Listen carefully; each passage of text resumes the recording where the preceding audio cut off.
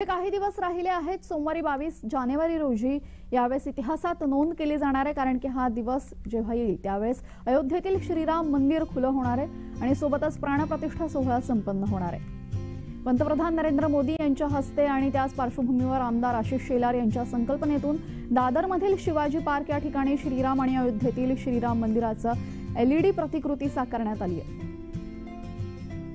मुंबईतील नागरिकांनी हे पाहण्यासाठी सोबतच याचे फोटो आणि व्हिडिओ घेण्यासाठी चांगलीच गर्दी केली।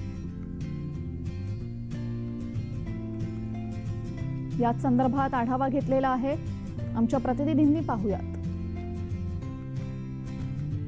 दादर या ठिकाणी आपण आलेलो आहोत। दादर शिवाजी पार्क आणि दादर शिवाजी पार्क लगत असलेल्या गणेश मंदिराजवळची आहे भव्य दिव्य विद्युत रोषणाई करण्यात आलेली आहे आणि आपण माझ्या मागे बघू शकतो की हीच ती आहे भव्य दिव्य विद्युत रोषणाई जी आहे प्रभू श्री राम यांची। प्रभू श्री राम सोबतच अयोध्यामध्ये आता 22 जानेवारीला जे प्राण प्रतिष्ठापना होणार आहे तेच प्रभू श्री रामांचं अयोध्याचं मंदिर जे आहे त्याची ही प्रतिकृती आहे, ही इथे साकारण्यात आलेली आहे। LED स्वरूपात जी आहे ही साकारण्यात आलेली आहे। 45 फूट उंच ही जी आहे विद्युत रोषणाई करण्यात आलेली आहे LED मार्फत आणि सोबतच बघू शकतो की संपूर्ण हा शिवाजी पार्क परिसर जो आहे त्याला सुद्धा विद्युत रोषणाई केलेली आपल्याला पाहायला दिसून येते।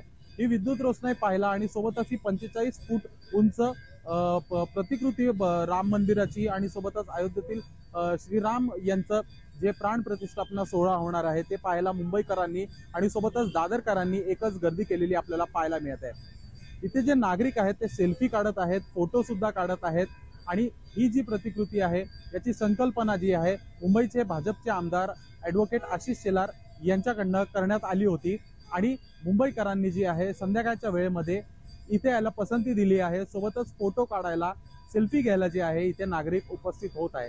खूप सुंदर आणि 45 फूट उंच जी आहे प्रतिकृती LEDच्या मार्फत विद्युत रोषणाई जी आहे ती इथे करण्यात आलेली आपल्याला पाहायला दिसून येत आहे। मी शुभम उमाळे, जय महाराष्ट्र न्यूज, दादर।